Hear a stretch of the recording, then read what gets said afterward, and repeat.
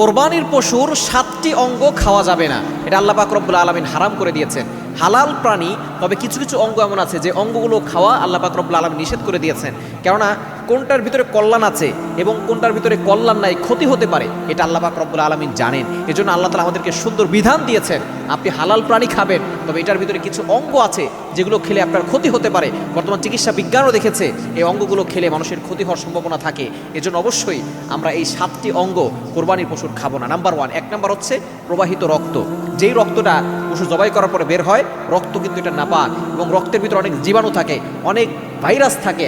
আপনি যখন এটার ভিতরে রক্তটা যদি পান করেন অথবা রক্তটা যদি আপনি খেয়ে থাকেন, তাহলে অনেক ব্যাকটেরিয়া আপনার পেটের ভিতরে বাসা বাঁধতে পারে এবং বড় ধরনের রোগ আপনার হতে পারে। দেখুন, 1500 বছর আগে নবীজি সাল্লাল্লাহু আলাইহি ওয়াসাল্লাম আমাদেরকে যে সুন্দর সিস্টেম জানিয়ে দিয়েছেন, আল্লাহ পাক রব্বুল আলামিনের বিধানের ভিতরে কল্যাণ রয়েছে, এরাই হচ্ছে বর্তমান বিজ্ঞান প্রমাণ করছে। 1 নাম্বার, আপনি প্রবাহিত রক্ত খাবেন না। নাম্বার 2, দ্বিতীয় নাম্বার হচ্ছে পিত্তথলি। গরুর যে পশুর যে পিত্তথলি আছে, গরু হোক, মহিষ হোক, ছাগল হোক, এই পিত্তথলিটা আপনি খাবেন না।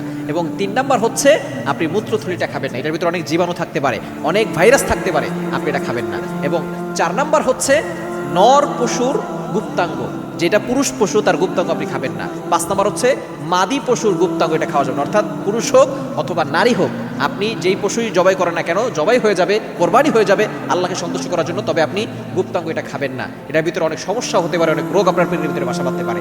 এবং 6 নাম্বার হচ্ছে অন্ডকোষ খাওয়া যাবে না। এবং 7 নাম্বার হচ্ছে জমাট বাঁধা যে মাংস গ্রন্থি আছে, এটা আপনি খাবেন না। এই 7টি অঙ্গ থেকে দূরে সরে আসবেন এবং হালাল প্রাণীর ওই 7টি অঙ্গ খাবেন না।